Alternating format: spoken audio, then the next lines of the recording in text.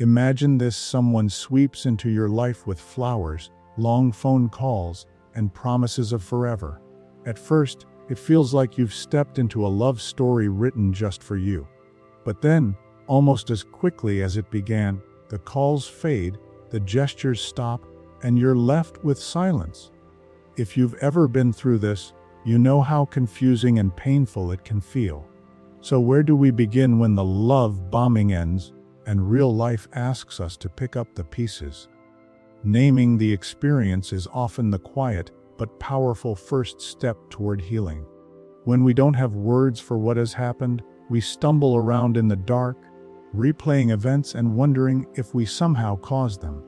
That's the trap so many fall into after being love-bombed. The gestures seemed so grand, the affection so constant, that when it disappeared overnight, the mind scrambles for answers. Without a name, the story becomes, "Something must be wrong with me." But when you learn that this pattern has a name, love bombing, it reframes the entire experience. Suddenly, you're not alone in it, and it's not just your personal flaw. It's a recognized behavior, one that has been lived and survived by countless others. Think about how families often retell a mistake once it's been labeled. A father who lost money in a rushed business deal might later call it the tuition I paid to the school of hard knocks. The name transforms shame into wisdom. The same happens when we call out love bombing for what it is. It moves from being a secret embarrassment to a life event we can talk about, reflect on, and even laugh about one day. Without naming it, the confusion lingers like fog. With naming it, the fog lifts, and we start to see the path forward. There's also something deeply human about needing a shared language. When you tell a friend or a family member, "I was love-bombed," it immediately communicates a story without needing to explain every detail. It invites empathy instead of judgment. It can also spark meaningful conversations across generations. Imagine an older parent sharing this realization with an adult child. Not only does it create connection, it also models resilience. The idea that even painful experiences can be understood, processed, and carried with dignity. Naming doesn't solve everything, of course. The pain is still there, and the trust still needs rebuilding. But it is the doorway. It's the moment you say, "This wasn't about my worth. It was about a pattern I stepped into." That simple shift can reduce self-blame and give room for compassion toward yourself. It allows you to place the experience in its rightful category, just like a book on a shelf, instead of letting it spill over into every corner of your identity. Naming the experience is not the end of the journey, but it is the firm ground we need to begin walking again. When someone showers us with sudden affection, it feels like stepping onto a moving train. The speed is thrilling, almost dizzying, and before we know it, we've been carried far past the station where we meant to get off. When that train screeches to a halt, the crash is emotional. Our thoughts spin, but even more unsettling is how our heart continues racing, as if it hasn't gotten the message that the journey ended. That's why slowing down after love bombing isn't just about calming the mind with logic. It's about gently guiding the heart back into a rhythm that feels safe again. One way to think about this is the difference between being startled and being soothed. A sudden burst of affection is like fireworks exploding in the sky. They grab your attention, they light everything up, but they burn out quickly. Slowing the heart is more like lighting a candle at dinner. It's steady, warm, and lasts long enough to create comfort. We can train ourselves to recognize the difference, but it takes practice. That practice begins with small, daily choices that remind the heart it doesn't have to chase the fireworks. For some, this might look like building quiet rituals, brewing a cup of tea in the evening, going for a walk at the same time every morning, or writing down a single line about how you truly feel each night. These acts seem simple, but they retrain the nervous system to find peace in steadiness instead of in sudden highs. The goal isn't to block out love or affection, but to help the body remember that real love doesn't come in a rush. It unfolds slowly, like a season changing. Talking about this with family can make it even more powerful. An adult child who sees their parent slowing down after a whirlwind relationship learns something important: that it's okay to pause, to breathe, and to wait before giving away trust. Just as families pass down recipes or traditions, they can also pass down the wisdom of pacing. When we let others see us taking things slow, we're not only healing ourselves, we're teaching patience to the next generation. Slowing the heart is not a punishment for having fallen too fast. It's a gift you give yourself, a way to steady the pulse so that the next time affection arrives, you can meet it with both excitement and clarity. It's about creating space where your feelings can breathe without being rushed, so that when true steadiness comes, you'll recognize it for the treasure it is. When a relationship ends suddenly, especially one that began with overwhelming affection, many people retreat into silence. There's embarrassment in admitting, "I believed in something that turned out to be unsteady." That silence can feel protective, but it often becomes a heavier burden than the experience itself. Families are built on shared stories, and hiding parts of our journey keeps us isolated when what we really need is connection. Talking with family isn't about seeking their approval or handing them the power to judge. It's about allowing those who love us to stand beside us when we're vulnerable. Picture sitting at a kitchen table with a sibling or an adult child. The words don't have to be polished. A simple, "I got carried away and it hurt, but I'm finding my way back," can open a door to empathy. In that moment, the experience shifts from being a private wound to a shared piece of family history. Just as families laugh together over old mistakes, like a bad investment or a recipe that went horribly wrong, they can also gently hold space for one another's heartbreaks. And in doing so, the weight becomes lighter. Conversations like these also ripple outward. When a parent opens up about being love-bombed, they teach their children a subtle but profound lesson: everyone, no matter their age, is still learning about love and trust. That lesson becomes a gift. A daughter who hears her mother admit to being swept off her feet may later pause before diving too quickly into her own relationship.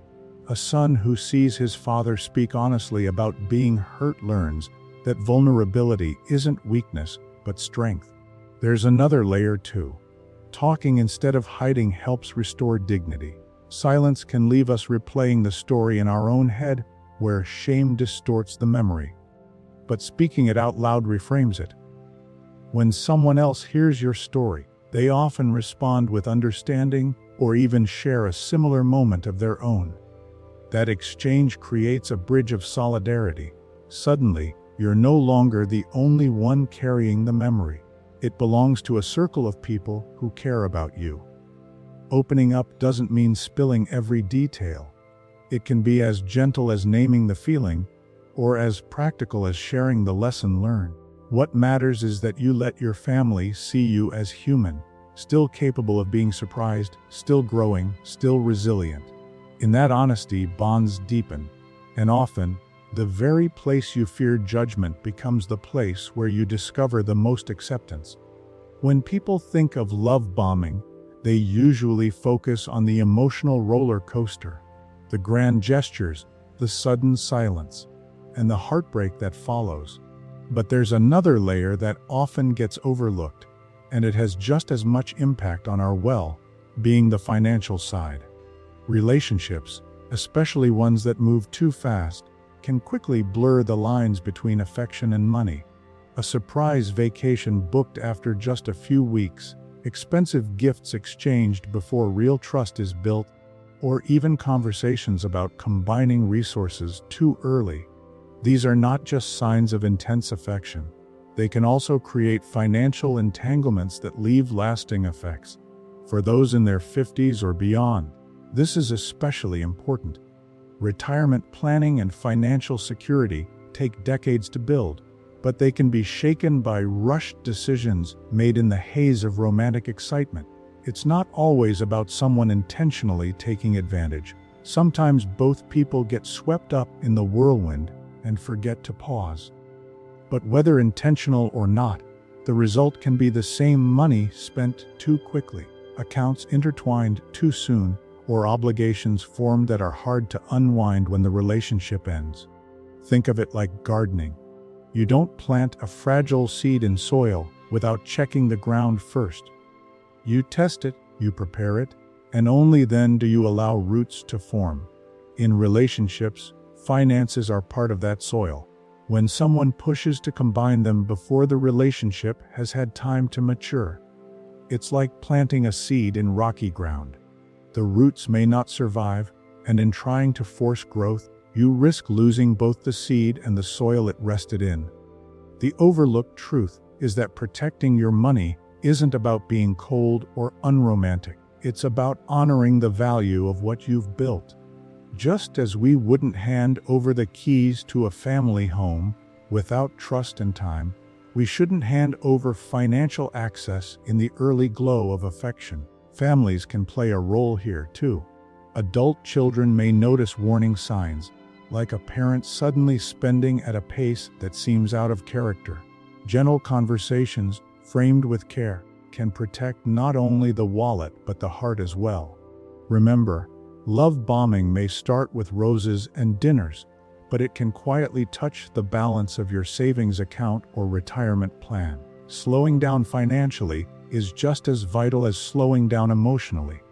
In both cases, pacing is what protects the future. When something ends abruptly, especially after the rush of love bombing, it's natural to see it only as a loss. The story feels cut short, like a book missing its final chapters. We replay the moments, the promises, and the sudden silence, and it can feel as though all that time and emotion were wasted. But what if the ending is not just an ending? What if it's the beginning of something different? A new chapter in how we understand ourselves, our needs, and the kind of relationships we want moving forward. This shift in perspective can be powerful. Instead of labeling the experience as failure, we can treat it as education. Families often talk about mistakes in hindsight as turning points.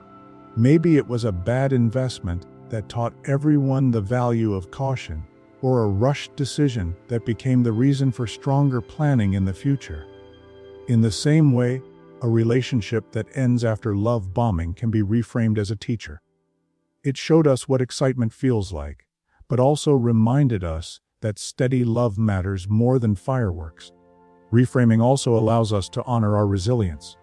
Yes, we were hurt, but we also survived. The fact that you can look back and reflect means you've already taken the first steps toward growth. For someone in their later years, this reframing can feel even more important. It proves that no matter your age, life is still offering lessons, still shaping you, and still giving you opportunities to grow wiser. That perspective can be a source of pride rather than shame. There's also a family ripple effect. When you share this reframing with loved ones, you model a healthier way of dealing with endings. Imagine telling your adult children, "That relationship didn't last, but it helped me understand what I truly deserve." That statement doesn't just heal your heart, it gives them a roadmap for resilience in their own lives. Endings then become less about doors closing and more about windows opening. By reframing, we transform what feels like wasted time into valuable experience. We move from asking, "Why did this happen to me?" to, "What can I carry forward from this?" The ending may have been sudden, but the wisdom it leaves behind is lasting. In this way, every ending, no matter how painful, becomes the beginning of a deeper understanding of who we are and how we want to be loved. After the whirlwind of love bombing, one of the hardest lessons is learning how to recognize the difference between intensity and steadiness. Love bombing thrives on extremes, sudden declarations, over-the-top gestures and promises that come too quickly. Genuine care, however, often feels quieter. It shows up in small, repeated actions that, at first, might not seem as exciting. But over time, those steady patterns are what form trust. Learning to spot this steadiness is a skill, one that can protect both our hearts and, in many ways, our families. Think about gardening again. A flash of rain may drench the ground, but the soil dries quickly and the plants don't have time to absorb the water. A slow, steady drizzle, though, nourishes the roots and helps the garden thrive. Relationships work the same way. Someone who checks in with you consistently, listens when you're upset, and remembers small details about your life is offering the kind of nourishment that builds a foundation. It doesn't always sparkle, but it sustains. For those in their later years, this lesson becomes even more valuable. Retirement, family gatherings, or even simply navigating life changes require companions who can be counted on, not just celebrated with. A steady presence is the child who calls every Sunday, the neighbor who shows up to help without being asked, or the partner who doesn't just say, "I love you," but shows it through daily reliability. These patterns of steadiness often reveal more about love than 1,000 grand gestures ever could.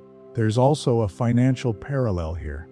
Just as we know that slow and consistent saving may build more security than a sudden windfall, genuine relationships follow the same principle. A sudden burst of affection might feel like winning the lottery, but just as quickly, it can vanish. What endures is the steady contribution, the predictable care that builds over time. Spotting this in people requires patience and attentiveness, but the reward is peace of mind. Families can pass this wisdom down. By talking openly about valuing consistency over spectacle, we teach younger generations to look beyond the surface. When we model appreciation for the steady, they learn that real strength in relationships isn't loud. It's lasting. And when we finally recognize genuine steadiness, we give ourselves the gift of trust built on solid ground, not shifting sand. So, where should we begin? We begin with honesty, with slowing down, with protecting both our hearts and our futures. If you've ever been love-bombed and left wondering what went wrong, know that you're not alone.